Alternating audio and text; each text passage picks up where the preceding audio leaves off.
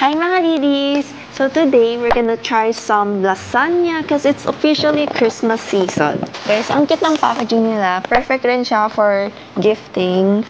And we're also trying their loaded chicken sandwich.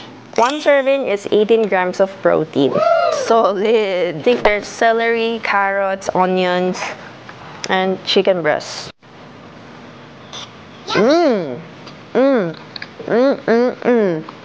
Their loaded chicken sandwich is so good. It's loaded with the flavors from the vegetable, plus yung mayonnaise nila. Really best served na chilled.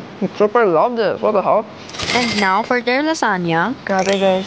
Whoa, look at that. Sobrang daming meat as in. And you can see the layer of the cheese.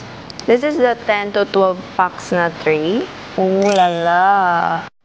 This is very, very flavorful. Like, what sets them apart from other lasagnas naman is meron silang distinct taste ng red bell pepper sa lasagna nila, which kinda makes it less umay.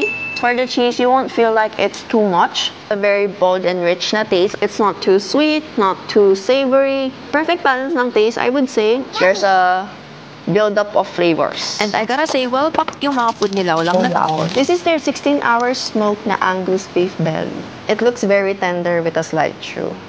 And then let's get some of the potatoes. Para one whole meal na guys. Ayan. I like the seasoning for their baked baby potatoes. It's very herby without the gravy. Oh my god. You can taste all the parts na talagang alam mong smoked siya. Their slightly herby gravy goes really well with their Angus beef belly. Yung gravy, tinone down niya yung pagka-saltiness ng beef belly nila. And then if you pair this with their lasagna, Wala na. Finish na. So, ayun lang guys. Try nyo na si Doña Milas. For parties or kahit for your lunch lang.